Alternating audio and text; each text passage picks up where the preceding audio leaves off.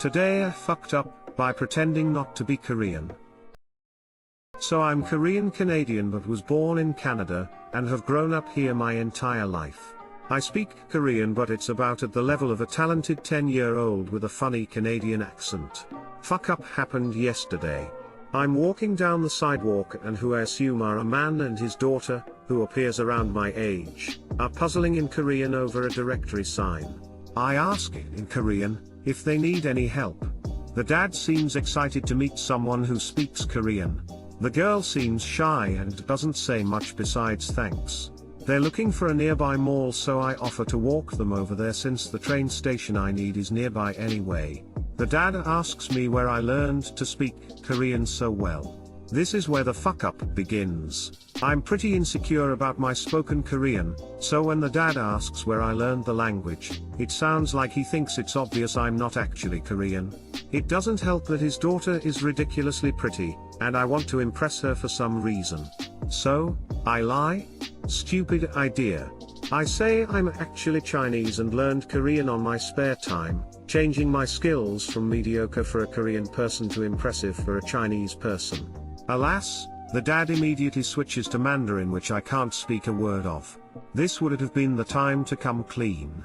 Instead, panicking at having been exposed, I do my best confused face and then pretend I misspoke, and said the Korean word for Chinese, Yoonguk, when I in fact meant Japanese, Ilban.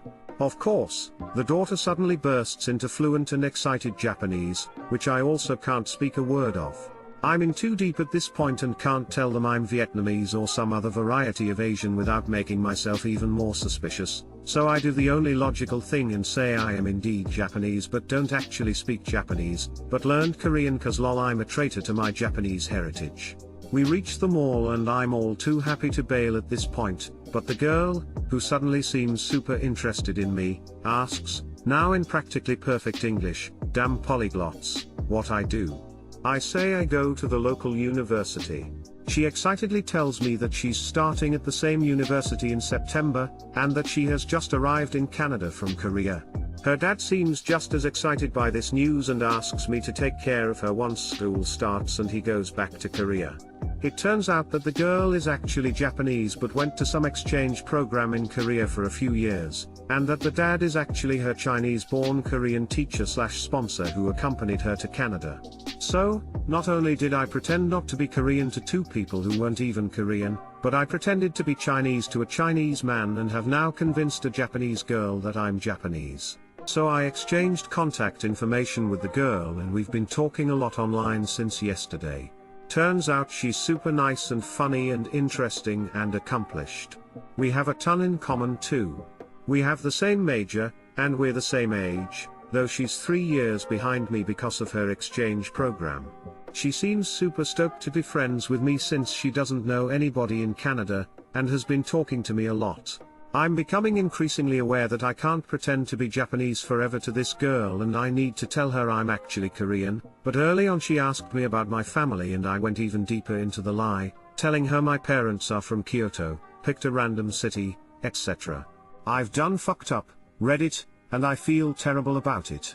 Too long didn't read, am Korean, pretended to be Chinese to a Chinese man, then pretended to be Japanese to an awesome Japanese girl and am now her first friend in Canada, based on a dirty lie.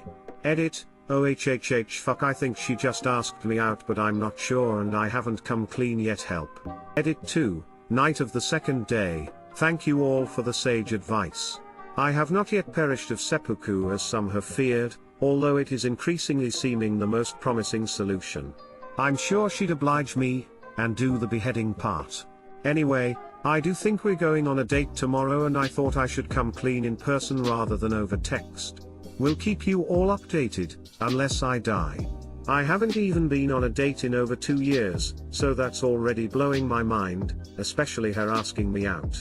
As some have pointed out, I am kinda concerned that she's only interested in me because she thinks I'm Japanese, but I think that's more to do with her being more comfortable in a foreign country, Canada, when her first friend is a fellow Japanese person.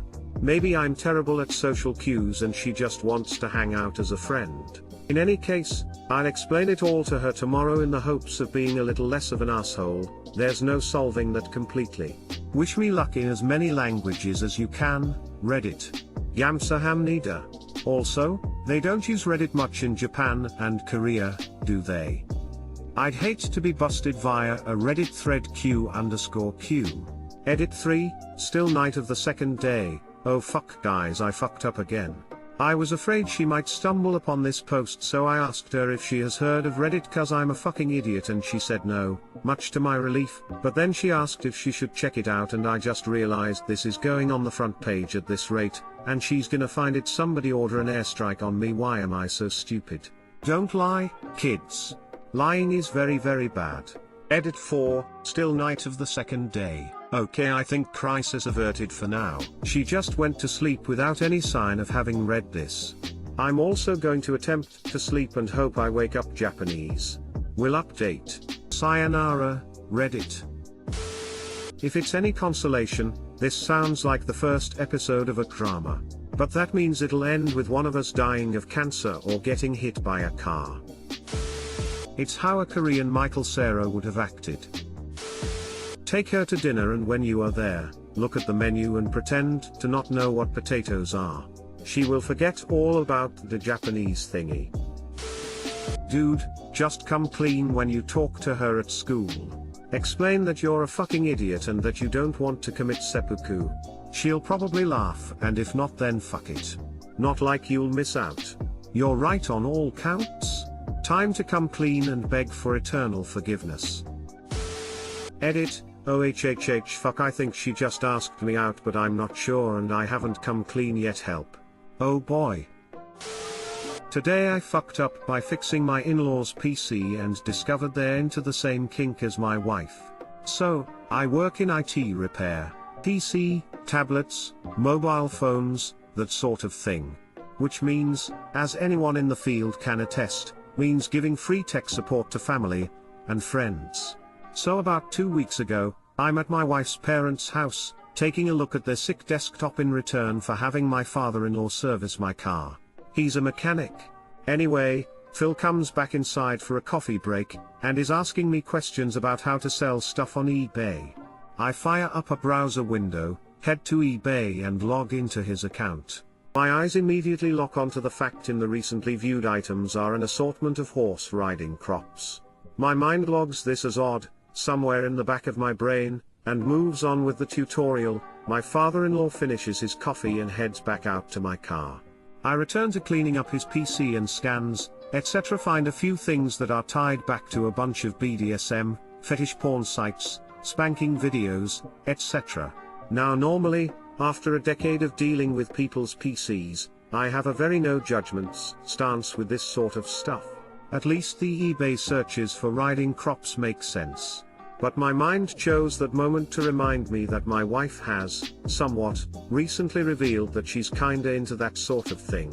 We recently had a dirty weekend away, where she revealed that she had recently purchased an assortment of paddles, whips, restraints and things that vibrate, thanks 50 Shades. I guess? Question mark. Not complaining, if it gets her off, I'll try just about anything at least once. And now, from that day forward, whenever things have gotten a little spicy in the bedroom, there's a part of my brain that's thinking, do you know that your parents are into this stuff too? Thoughtful face. I'm sure my wife does not have any knowledge of this, and to learn of it would mortify her to the point that we'd never have sex again. TL Doctor, fixing my in-laws' PC, I discovered that they're into the same kink as my wife. Now wondering if my wife's sexual appetites are genetically inherited, or learnt subconsciously. So, dad-in-law. I didn't know you were into that kin. Looks out window to see paddock and several horses. Oh, never mind. That's just his cover story. It's a rather expensive cover, but it works well. Daddy, can you pass the salt? Both of you reach for it. I guess it's not your thing, but it would probably surprise you how many people you know are into this. And yeah, good call on not telling her. It could ruin it for her. Yeah, BDSM is pretty popular, and the interests seem generically connected between them. If it was more niche or specific I'd be more weirded out, but this sounds pretty coincidental. Yes, you should hope it's genetic versus learned. Holy cow. My inbox blew up. And the multiple silver and a gold. Thank you everyone. Today I fucked up by making my GF watch walruses die. Yeah, today I fucked up. Last night, royally? I was watching the making of Our Planet last night and got about 50 minutes into it and paused to let my GF in my apartment. If you haven't seen it, I highly recommend it. Incredible behind-the-scene documentation of how the videographers set up shots, traveled to exotic locations, survived in insane climates. Ending with an unannounced scene of walruses falling to their deaths from a fucking 80-meter cliff. My girlfriend comes in, we start cuddling on the couch, resume the doc, and then really sad music starts playing out of nowhere. I have never seen this documentary before and everything else leading up to it was wholesome AF, so this was a little alarming. Before you know it, these goddamn walruses are tumbling down giant cliffs because who the fuck knows. Even the camera crew was like, why are they climbing so high? For God's sake, the footage was in super slow motion and we can clearly see these poor animals' skulls and tusks cracking with every tumble, with their bodies curling over one another into a dead walrus stockpile. It was truly awful and heartbreaking to watch. My GF immediately separates herself from me, tears silently streaming down her face, and says, I'm going to bed. It all happened so fast. She was upstairs crying and I'm staring at a screen filled with dead fucking walruses while cameramen and biologists continue crying on screen. Guilt welled up in me because it was my idea to continue watching when she arrived. It didn't help that she made it clear she is extremely sensitive to any sort of animal death early on in our relationship. I went upstairs and cuddled up next to her while apologizing. She understood and wasn't mad at me, although I still felt like a jerk. Before you know it, we were back to laughing and making jokes after a few minutes, so all was well. We made a deal to never watch any wildlife documentaries together ever again, bless you, Sir David Attenborough. Funny enough, we made plans to go to the zoo on Saturday earlier in the week. Avoiding the walrus exhibit at all costs. Edit, reminder that we were watching the making of the documentary. A bunch of y'all missed that part in the beginning. Edit part 2, apparently some believe all zoos are evil and are comparable to animals getting their heads bashed in by a rock. Interesting? Edit part 3, I appreciate all of the love and hilarious comments. And then there is some of y'all that take this internet thing way too seriously. Yikes. Too long didn't read. I accidentally made my girlfriend cry by watching walruses fall from an 80-meter cliff. We are going to a zoo on Saturday and are avoiding the walrus exhibit. Sir David Attenborough is a universal treasure. Article related to this scene. Bruh, this is like deja vu. A couple years ago my wife and I sat down and decided to watch Africa, the BBC Nature documentary. The entire first hour of the show is about a mom and baby elephant struggling to survive outside of their herd. Well, the baby elephant dies, and the mama elephant is super sad. My wife, who was still a somewhat new mom, was absolutely heartbroken for those elephants. We couldn't finish the show. OMG, elephant scenes. There's one from planet Earth that haunts me still. Stop reading if you don't want to hear about it. It's when the whole herd is making that long, hard, thirsty, dusty trek to where the water is, and one baby gets separated from its mom and the herd and ends up stumbling along alone across the desert. It finally finds its mom's scent and follows her tracks. But in the wrong fucking direction, back toward where they started. And you don't see it die, but you know that it can't make it. There's nothing for it in that direction except thirst and loneliness, and it will never figure out why it can't catch up to its mom. It just wrecks me every time. I watched this while pregnant at work on my lunch hour. Was ugly crying at work. Still think about those poor walruses. Definitely a very hard thing to watch. She must have been a blubbering mess. Tusk.